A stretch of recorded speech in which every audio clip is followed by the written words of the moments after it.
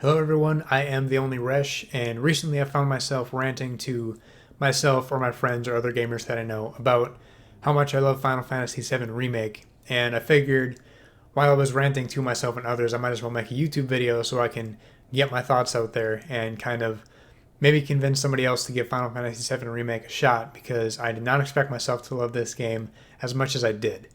So Final Fantasy VII Remake is my game of the year 2020 and one of my favorite games of all time. And it's weird for me because that's coming from someone who has never ever really gotten into a Final Fantasy game before. I tried Final Fantasy 15 like a couple of years ago or whenever that came out. I played it for like 2 or 3 hours and I just couldn't really get into it. Dropped it, never touched it again.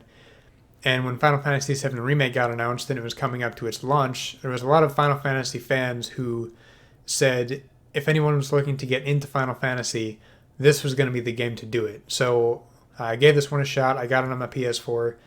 And the main thing I always tell people when I talk about Final Fantasy VII Remake is I've never played a game with so much character in it. And what I mean by that is each character, the interactions, and the development of these characters and the interactions they're having, whether it be one of the characters that's throughout the entire game, like Cloud, Barrett, or Tifa, or Aerith, or if it's one of the other characters that's in for a brief scene or a fight scene or whatever, and then you never really see him again.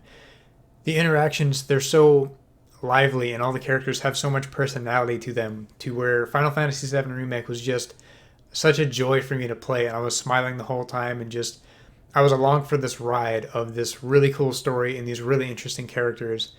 And the personality of the game, I guess, as a whole, is one big plus side for me on why I love this game so much. And another one is the combat mechanics in this game, because just like never played a game with this much personality, I've also never played a game with a mechanic like the combat in this game, where it's not turn-based by any means, but it's also not exactly real-time, because you have that ability to kind of slow down time to almost a complete halt and kind of look around at the different characters' mana or whatever those points are called. I already forgot. And there are different abilities they can use, and you can pause time real quick in a fight and be like, all right, Cloud, use this ability on this enemy, Barrett, use this ability on this enemy, and you kind of work out your strategies that way and take a second to just prioritize enemies and prioritize potions and abilities and stuff like that in a quick, I guess, probably half a second time frame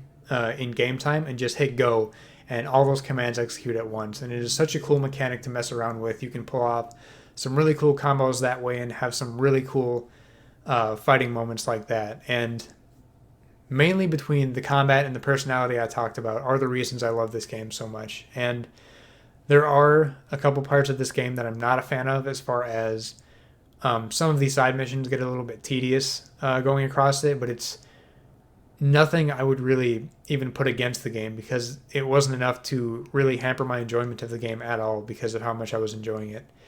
And another thing that I really loved about this game was the graphics of it, because I played on my PS4 Slim earlier this year, and even on that, and I also didn't have an HDR TV at the time, so I played in 1080p with like no HDR or anything like that, and the game looks incredible. The pre-rendered cutscenes look amazing. The graphics, even in-game as you're walking around, are really cool. It's There's just so many different aspects that were all done so right about this game. And when I heard even more about it later, to the fact that how it's a remake of the original Final Fantasy VII, but from people that I know who have played the original, said the remake from front to end is about a third of the way through the story of the original Final Fantasy VII, which is why we're getting part two and probably three. People are guessing there's going to be three parts.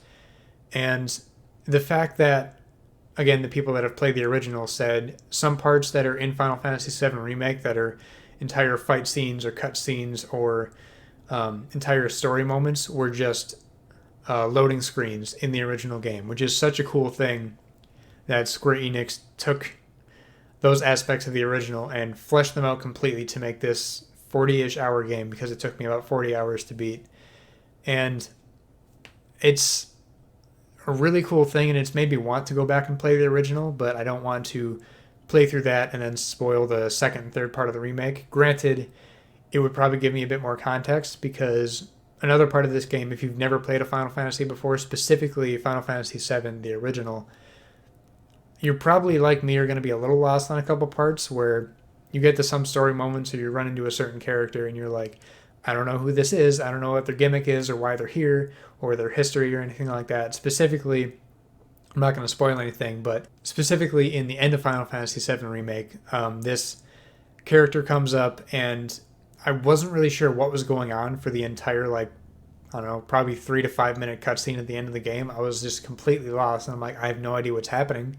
It's just leading into the next game, and I don't know how it's supposed to tie in, and it would probably help if I played the original, but I don't really want to, because I just want to enjoy the remakes as they come out. But so you will be a little bit lost, but even with that, still, my game of the year 2020 over Ghost of Tsushima, over The Last of Us Part 2, over Spider-Man Miles Morales, Assassin's Creed Valhalla. Haven't played Cyberpunk yet, but Final Fantasy VII Remake beats every game I played that came out this year. Also Doom Eternal, everything. It is one of my favorite games of all time, probably in my top 5. I haven't gone through an actual list in forever, so I actually don't know, but probably in my top 5 somewhere. My number 1 this year, Final Fantasy VII Remake, is a fantastic game. I definitely recommend.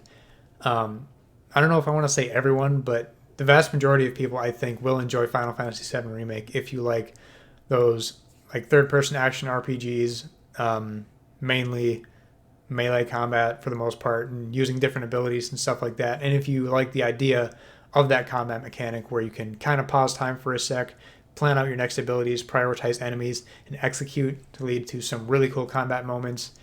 The story and the characters have so much personality. It is a really big joy to play. So I just wanted to get my thoughts out there because I am always talking about this game, I feel like. So I figured I should probably just put it on YouTube because I spend so much time talking about it. So again, I recommend it. Check it out on PlayStation. Not on Xbox yet. I don't know when that's going to happen. Thank you for listening to me talk about this game. If you want to hear more of my opinions on games like that, or see some gameplay from me, or gaming news, or whatever other gaming related stuff I like to post on YouTube, you can follow the channel here, The Only Rush, on YouTube, and also follow me on Twitter and Instagram at The Only Rush. That's my username basically everywhere. I just love to talk about games on every platform basically as much as I can. So thank you so much for watching. I really appreciate it, and I'll see you in the next video. Have an awesome day.